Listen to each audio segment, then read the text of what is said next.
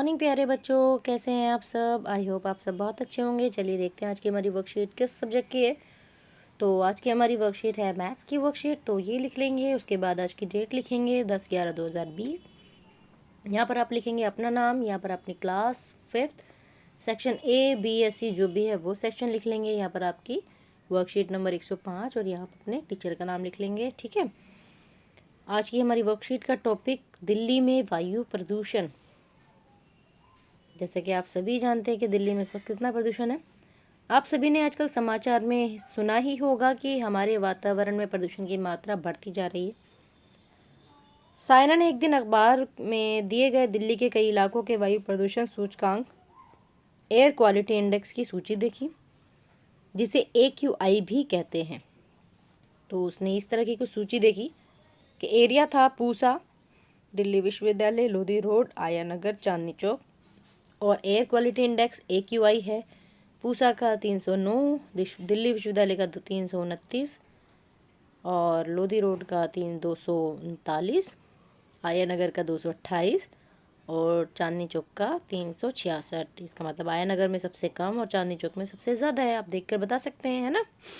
उसके बाद अखबार में इस जानकारी को बार चार्ट के माध्यम से भी दिखाया हुआ था। सेम वही इन्फॉर्मेशन अखबार में एक बार चार्ट की तरह, जैसे वो तो आपकी टेबल थी, एक बार चार्ट दिया हुआ है, इस तरह बनाया हुआ है, जिसमें लिखा हुआ है कि पूसा के जो वायु प्रदूषण एयर क्वालिटी इंडेक्स है वो 309, दिल्ली विश्वविद्यालय 329, लोधी रोड 239, आया नगर 228 और चांदनी चौक 366। साइना इस बार चार्ट के द्वारा कई प्रश्नों के उत्तर ढूंढ रही थी। क्या आप इन प्रश्नों के उत्तर ढूंढने में उसकी मदद करेंगे। दिल्ली के कौन से इलाके में वायु प्रदूषण सबसे कम है। जैसे कि अभी हमने देखा सबसे कम किस में है, आया नगर। तो इसका आंसर लिखेंगे आया नगर। दिल्ली के कौन से इलाके में वायु प्रदूषण सबसे अधिक है। जैसा अभी मैंने बताया था सबसे ज़्यादा किस में है, चांदनी चौक। तो सेकंड पे लिखेंगे हम चांदनी चौक। चांदनी चौक में आया नगर से कितना अधिक वायु प्रदूषण है। तो दोनों को क्या करेंगे, चांदनी चौक का है 366 और आया नगर का है 228। इनको हम माइनस कर देंगे।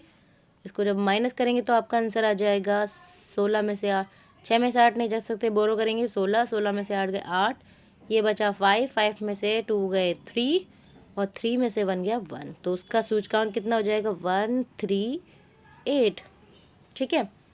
वायु प्रदूषण कम करने में बच्चों का क्या योगदान हो सकता है। तो आप लोग लिख सकते हैं कि इस बार और आगे कभी भी हम लोग दिवाली वगैरह पे पटाखे और ये चीज़ें नहीं जलाएंगे तो हम वायु प्रदूषण में काफ़ी हद तक कमी कर सकते हैं। ठीक है। Dear children, do you know the world science day for peace and development is celebrated world wide on the 10th November every year. तो वर्ल्ड साइंस डे हर साल 10 नवंबर को हमारे देश में मनाया जाता है। World science day was proclaimed by the United Nations Educational, Scientific and Cultural Organization, यानी यूनेस्को ने 2001 में ये चीज़ घोषित की थी कि 10 नवंबर को हम साइंस डे मनाते हैं। और पहली बार जो मनाया गया था वो 2002 में मनाया गया था।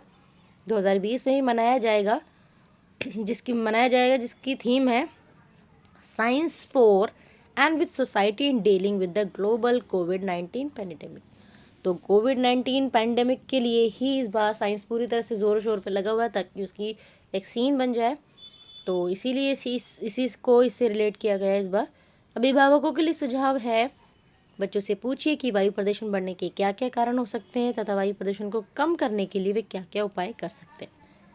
तो आपको बताना है कि वायु प्रदूषण के क्या क्या कारण हो सकते हैं। बहुत सारे कारण हैं, जैसे पटाखे जलाना, ठीक है, और जो रास्ते में लोग कूड़ा वगैरह जलाते हैं, मतलब जो भी पॉलीथीन, कूड़ा करकट, इसको जलाना, यानी बेसिकली। और ये जो हमारी गाड़ियाँ चलती हैं इनके पोल्यूशन से, कि ये गाड़ियाँ ऑन और गाड़ियाँ जो धुआं छोड़ती हैं, इससे फैक्ट्रियों के निकले हुए धुएं से, बहुत सारे वायु प्रदूषण को कम करने के लिए आप क्या क्या उपाय कर सकते हैं वो ज़रूर बताएं। तो ये भी डिस्कस कीजिएगा। ओके। कोविड के संदर्भ में उचित व्यवहार संबंधी कैब मैसेज है हमारा, कोविड-19 के विरुद्ध लड़ाई में सुरक्षित रहने के लिए मास्क पहने। तो जब भी किसी से बात करें या बाहर निकले मास्क ज़रूर पहने। कोविड से सिर्फ बचना ही नहीं, उसको हराना भी है। तो ये थी आपकी आज की वर्कशीट। मिलते हैं आपसे नेक्स्ट वर्कशीट में, तब तक अपना ख्याल रखिए, खुश रहिए, बाय बाय, टेक केयर।